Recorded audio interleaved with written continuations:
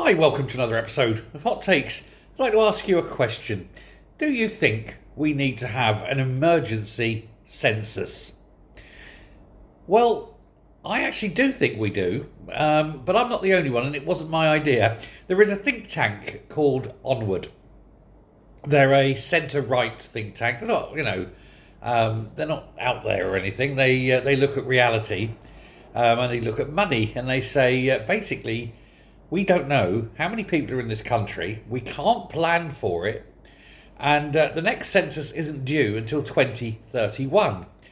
Said, and what they also pointed out was, and rather tellingly, the last census occurred during the pandemic. It would be very highly skewed.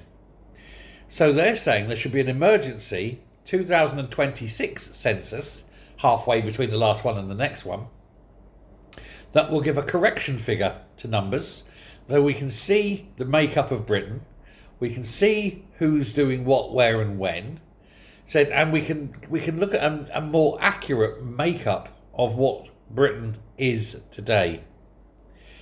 He said, for other reasons beyond the sort of interest of who's here and who these people are and identities and things, he says there's also the fact you do need to plan for things like schools, hospitals, the provision, energy provision, housing provision, all sorts of things.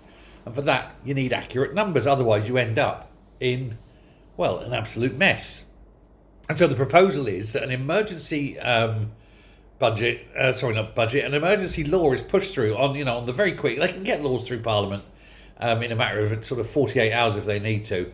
Bring in an emergency act, single line act, calling for a census in 2026 so that government figures can be assessed accurately. I think it's a good idea. It's going to cost, of course, but I'd rather they spent the money on something like that than blew it on African farmers. Put it that way. Although I think the census will show there's quite a few African farmers in Britain that we didn't know about. Let me know your thoughts. Thanks a lot. Bye.